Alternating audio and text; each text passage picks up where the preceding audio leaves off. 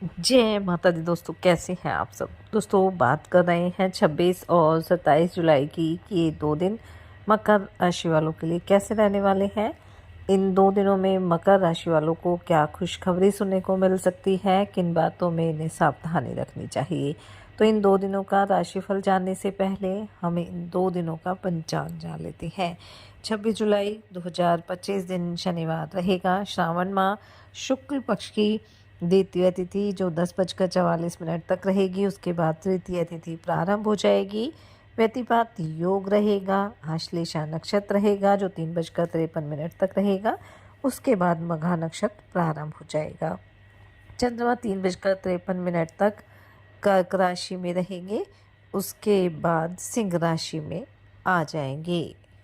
अभिजीत मुहूर्त का समय रहेगा 12 बजे से 12:54 तक। राहु काल का समय रहेगा सुबह 9:03 से 10:45 तक।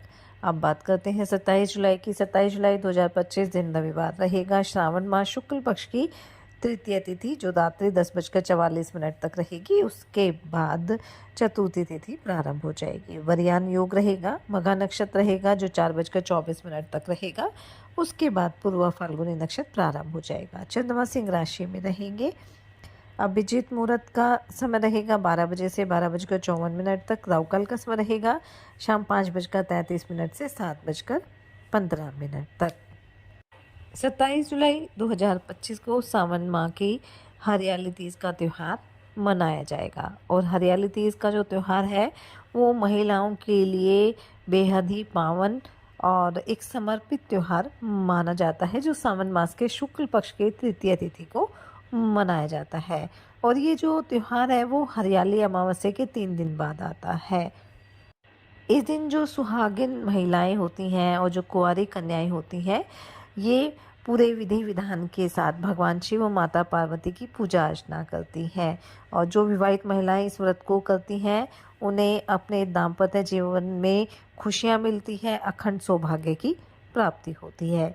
कुंवारी कन्याएं भी अच्छे और योग्य जीवन साथी की प्राप्ति के लिए ये व्रत रखती है। और इस बार हरियाली तीज पर महालक्ष्मी राजयोग का विशेष संयोग बन रहा है, जिसे बेहद ही फलदायी माना जा रहा है।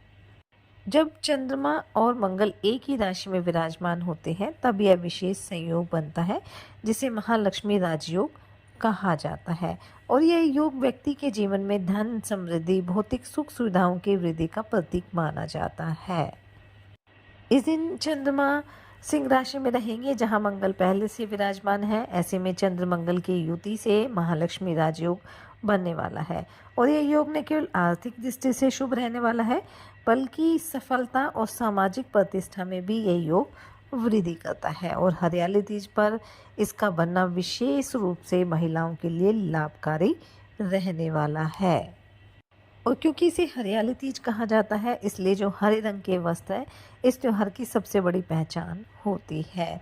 और इस बार तो हरियाली तीज पर रवि योग भी बन रहा है, जिसकी वजह से इस त्योहार की शुभता और भी अधिक बढ़ गई है।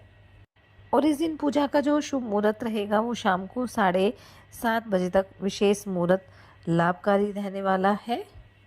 तो इस दिन आप पूरे विधि विधान के साथ भगवान शिव और माता पार्वती की पूजा अर्चना करें। इस दिन माता पार्वती को आप श्रृंगार का सामान अवश्य अर्पित करें और पूरे श्रद्धा भक्ति भाव से व्रत करें। ऐसा करने से आपके जो वैवाहिक जीवन है उसमें सदैव खुशियाँ बनी रहेगी। और भगवान शिव और माता पार्वती की कृपा दृष्टि आपकी सभी मनोकामना भी अवश्य पूरी होगी। तो चलिए बात कर लेते हैं ये 2 दिन मकर राशि वालों के लिए कैसे रहेंगे। ये 2 दिन मकर राशि वालों के लिए मिले जुले रहने वाले हैं, इसलिए इन 2 दिनों में अपने कार्यों को पूरा करने के लिए आपको थोड़ी सावधानी भी बरतनी होगी।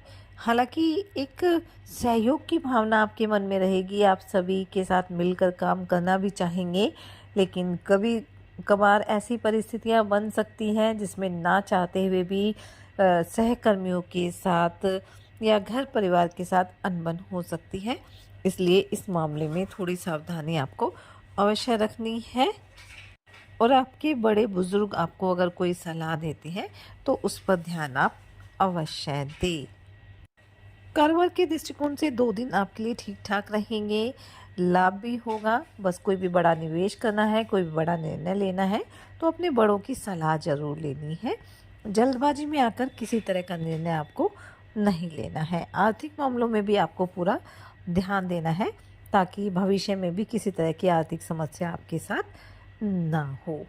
कोई नया काम करने की इच्छा भी आपके मन में रहेगी और इसी वजह से आप काफ़ी एक्टिव भी रहने वाले हैं। धर्म कर्म में काफ़ी रुचि रहेगी, दान पुण्य के कार्यों में भी आप बढ़-चढ़ कर हिस्सा लेने वाले हैं।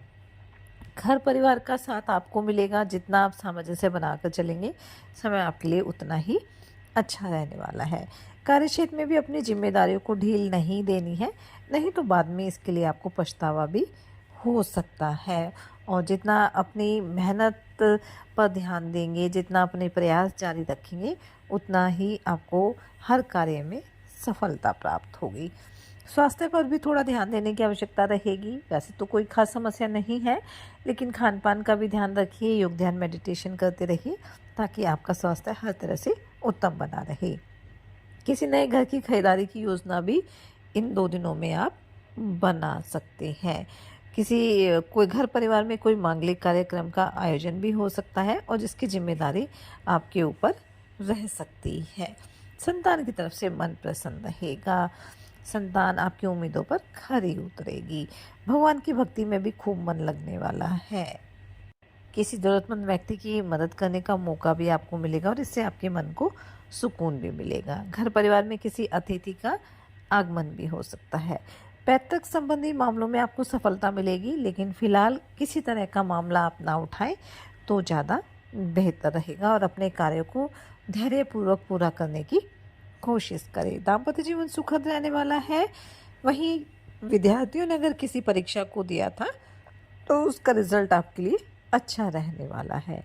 वहीं अगर नौकरी की तलाश में भटक रहे हैं तो कोई अच्छा अवसर आपको मिल सकता है। प्रेम संबंधों के लिए 2 दिन मिले जुले रहने वाले हैं। तो कुल मिलाकर हम कह सकते हैं कि ये जो 2 दिन हैं वो मकर राशि वालों के लिए लाभकारी रहेंगे। थोड़ी सावधानी भी बरतनी होगी। साथ ही सच्चे मन से ईश्वर आराधना करें। सावन माह चल रहा है तो भगवान शिव की पूजा अर्चना अवश्य करें। ओम नमः शिवाय मंत्र का जाप करें। शिवलिंग पर जलाभिषेक भी करें। साथ ही हनुमान चालीसा का पाठ आपको ज़रूर करना है और हरियाली तीज का व्रत रहेगा, जो सुहागिन महिलाओं के लिए विशेष लाभकारी माना जाता है। तो इस दिन आप पूरे 16 श्रृंगार के साथ माता पार्वती, भगवान शिव की पूजा अर्चना करें। माता पार्वती को 16 सामग्री की जो वस्तुएं होती हैं वो अवश्य अर्पित करें और गरीबों की भी सहायता करें। इससे आपके जीवन में सदैव खुशियां बनी रहेंगी। ये 2 दिन आपके लिए मंगलकारी रहे। इसी मंगल कामना के साथ जय माता दी।